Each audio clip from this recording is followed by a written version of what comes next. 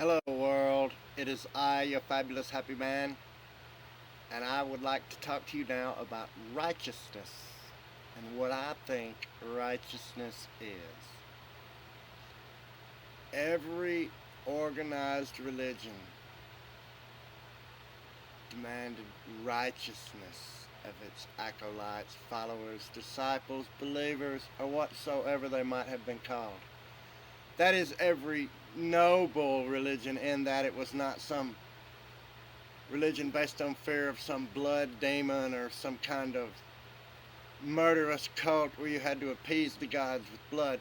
But I'm talking about what I would consider and what anyone would consider a more righteous religious belief, wherein it helped people and we were worshiping a benevolent God instead of appeasing and avenging God.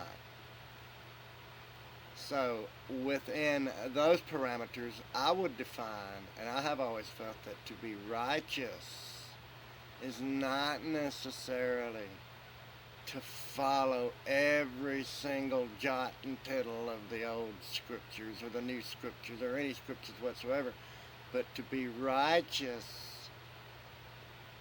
is to be a good person, to help your neighbors, to be helpful in all ways, to make the world a better place, to lead people into righteousness for righteousness' sake through your actions and your words, and to help strangers and widows and orphans and those less fortunate, and to do as much as you can to take away the sting of the bitterness of life and the misery that so many people suffer. A righteous man is a good citizen. A righteous man doesn't charge a usurious interest rate on loans. A righteous man will, for righteousness' sake, help total strangers with no hope of recompense and no counting of the cost.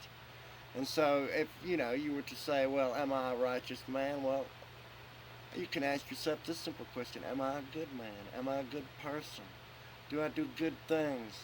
Do I sit around and think about good things, or do I sit around and think about bad things? And when I see someone with something good, do I rejoice in my brother's good fortune, or do I say, oh, I've got to have that? Oh, look at that. I've got to have that.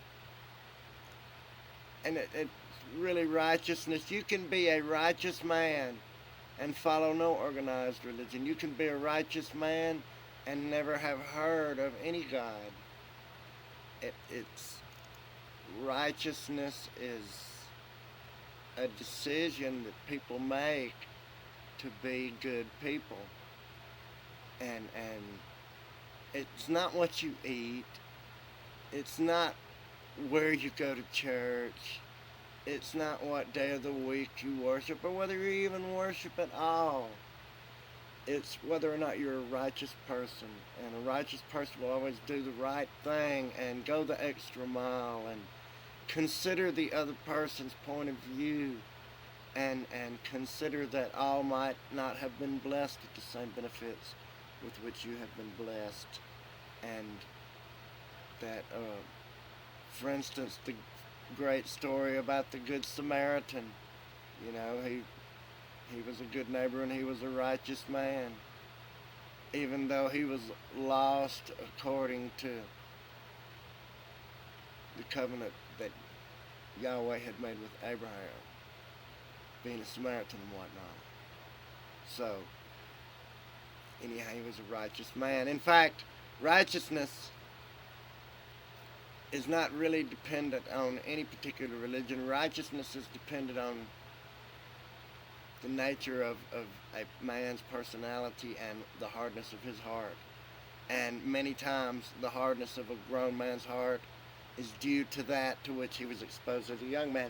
However, that's really not a valid excuse for unrighteousness, because once you know better, you can't unknow it. For instance, once you know the Ten Commandments, you can't pretend like you don't know them. There's only 10 of them. You know what they are. We know right from wrong. Every sane person on this earth knows right from wrong. We do. And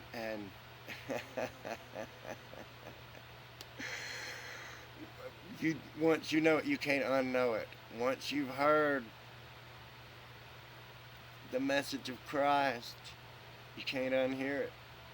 Once you've read the Quran and what Muhammad said was revealed to him, you can't unread it. You can't unknow it.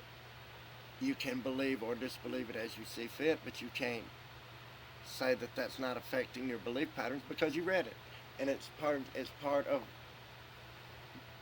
your whole logic symbol library then, and you can't unknow it, and you can't say, oh, I'll just pretend like I didn't see that, or oh, we won't help those people because it looks like they probably could have helped themselves, but they just didn't.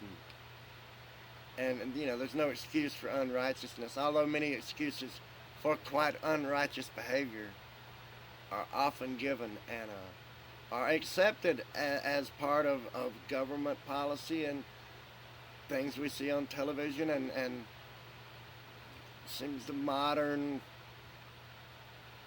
trend towards just really aggressive, unrighteous things being said back and forth by all kinds of people. It seems like righteousness is almost beyond human beings as a group, whereas an individual can be quite righteous indeed. You have to ask yourself that within righteousness, are there degrees of righteousness, or am I as righteous as I possibly could be? Do I pass by on the other side of the road when I could have helped? Was there something more I could have done to make things better? Could I have been slightly kinder to that person to whom I was rude? You never know the ripple effect of your actions, and unrighteousness breeds unrighteousness. If you treat someone in an unrighteous manner, it's liable to lead them down the path of unrighteousness, and they might go on and pass that unrighteousness on to someone that's under them, perhaps their children. You don't know. And so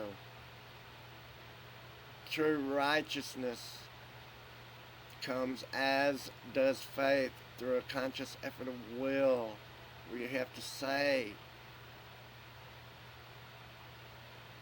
I'm a righteous person and I do righteous things, and the fruit of my tree is righteous, and thereby will you be known as righteous. And I would bid everyone to be as righteous as possible. Do as much as you can for the good. Think about good things. Help people.